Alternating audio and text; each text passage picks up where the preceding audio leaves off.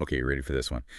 Today we're going deep on relationship anxiety, Ooh. specifically the kind that comes with wanting to get engaged. It's so interesting how something that feels so personal can actually tap into all these bigger societal expectations like timelines and the pressure to fit in. Right, like in this Reddit post you sent me, this woman's 30. She's been with her boyfriend for 2 years, and she's totally spiraling because he hasn't proposed.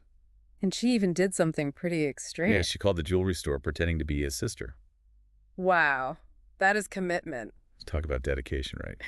But seriously, it shows just how deep those societal pressures can run. Especially for women, I feel like there's this invisible clock just ticking away in the background, and it can really mess with you. Absolutely. So let's go back to the beginning of their story. Yeah. She was 30, he was 29, and they had been living together for about 18 months when the topic of marriage came up for the first time.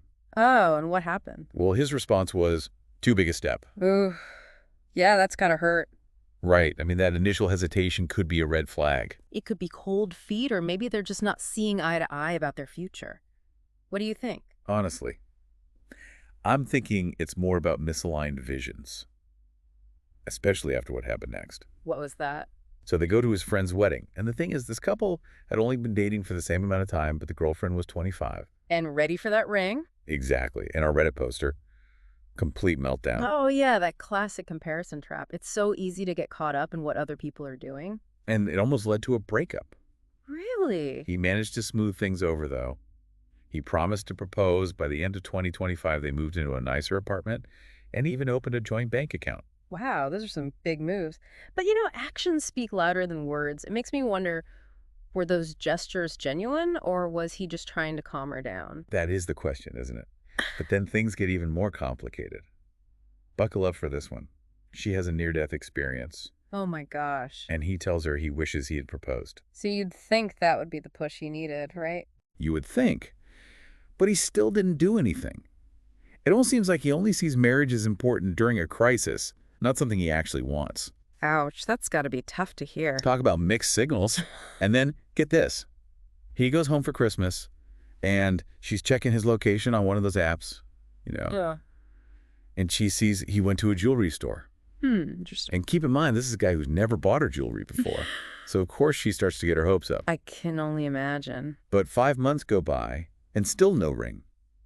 She's understandably frustrated, feeling like her life is on hold. Oh, yeah, more than frustrated, I'd say. Right. So she hits a breaking point and decides to take matters into her own hands. What does she do? She called the jewelry store, pretended to be his sister, and asked about a ring order. Wow. Bold move. Right. But here's the kicker. There was no ring. Oh, no. So now she's stuck in a new lease, a joint bank account, and a relationship that feels more like a waiting room than a partnership. That's a tough spot to be in. It really shows you the danger of basing big life decisions on promises instead of what's happening right now. And the comments on her Reddit post. Yeah.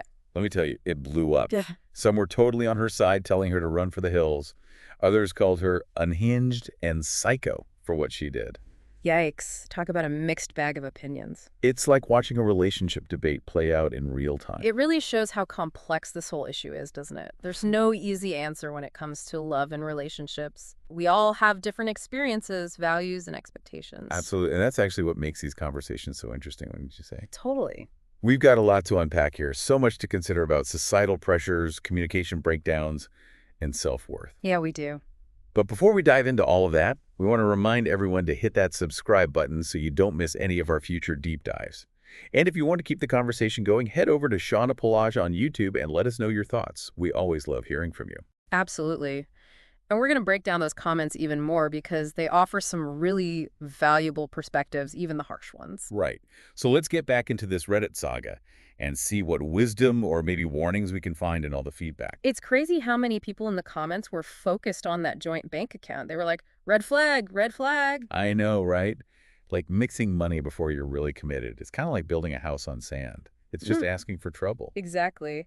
It seems like she was trying to create some kind of security, maybe hoping it would push him towards a proposal. But a joint bank account doesn't automatically equal a solid relationship. It's like she was using those external things to measure his commitment. And that's where things can get messy, you know? A real partnership, it's built on way more than just money or a lease. It's about shared values, emotional connection, and genuinely wanting to build a life together. So many people were advising her to separate their finances and maybe even think about living apart. Do you think that's always necessary when this kind of anxiety comes up? Not always, but creating some space, both physically and financially, can be really empowering. It lets you step back, breathe, and look at the relationship with a clearer head.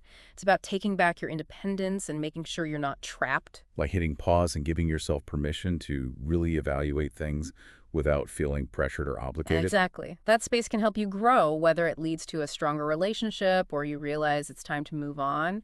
But what really stood out to me in those comments was how different everyone's opinions were.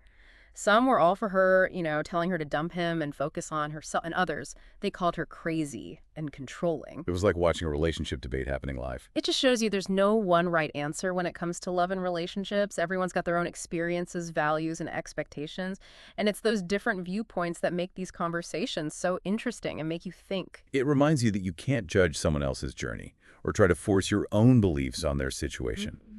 But even the people who were criticizing her, they acknowledge that societal pressure women face when it comes to marriage and timelines, it's a real thing. Oh, absolutely. Those pressures are everywhere. The media family, even your own thoughts can create this feeling that you're falling behind if you don't hit certain milestones by a certain age. And that pressure can be so sneaky.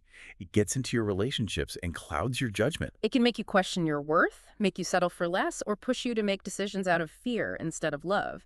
But the good news is a lot of the comments focused on the solution to that pressure. Self-love and finding fulfillment in yourself. It's like everyone was reminding her that her happiness shouldn't depend on a ring or a proposal. It's about finding that wholeness and validation from within. And that's such a powerful message, especially when it comes to relationships. When you take care of your own well-being, follow your passions, and build up your self-worth, you bring your best self to the relationship. It's about shifting the focus from seeking validation from outside to finding peace and happiness inside.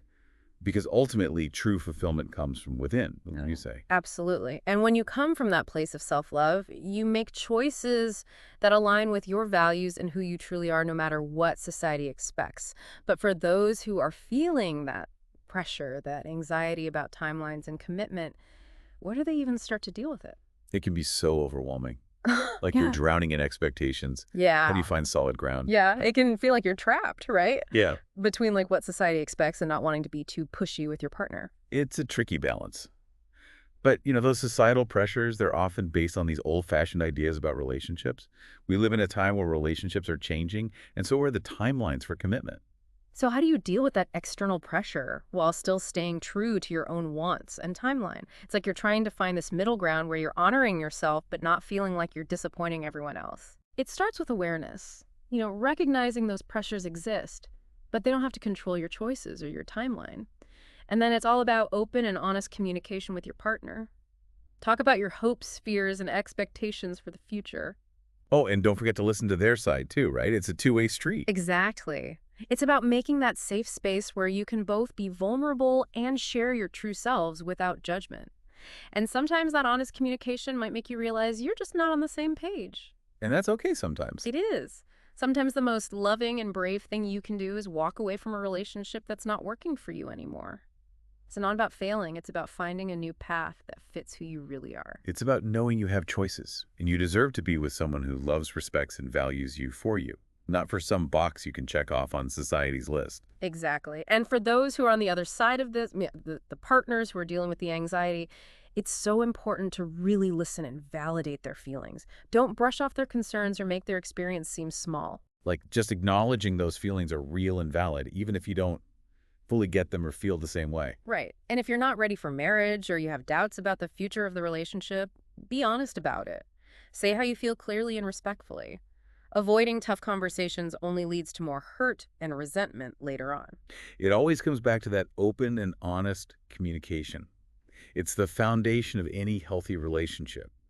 But before we wrap up, I want to go back to something we talked about earlier, the whole obsession with the ring. Yeah, the symbol of commitment that can sometimes become more important than the commitment itself. It's easy to get caught up in the material part of it, the size, the sparkle, the perfect Instagram proposal. But it's so important to remember that the ring, it's just a symbol. It doesn't guarantee happiness or a successful marriage.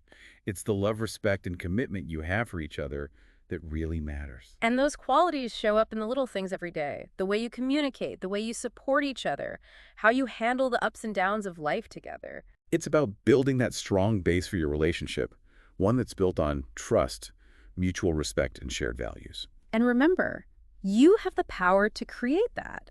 You have the power to decide what commitment means for you and your partner. It's not about fitting into what society expects. It's about making a relationship that feels authentic and fulfilling for both of you. This has been such an insightful conversation. We've covered so much from societal pressures and communication breakdowns to self-love and setting boundaries.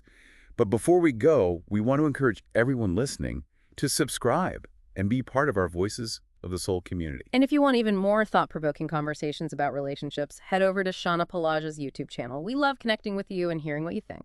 So tell us what really stood out to you from this deep dive. What are your big takeaways when it comes to relationships and commitment? Share your thoughts in the comments, and let's keep talking about it. Thanks for joining us on this deep dive into relationship anxiety. We'll see you next time for another exploration of what it means to be human. Until then, keep your hearts open and your minds curious.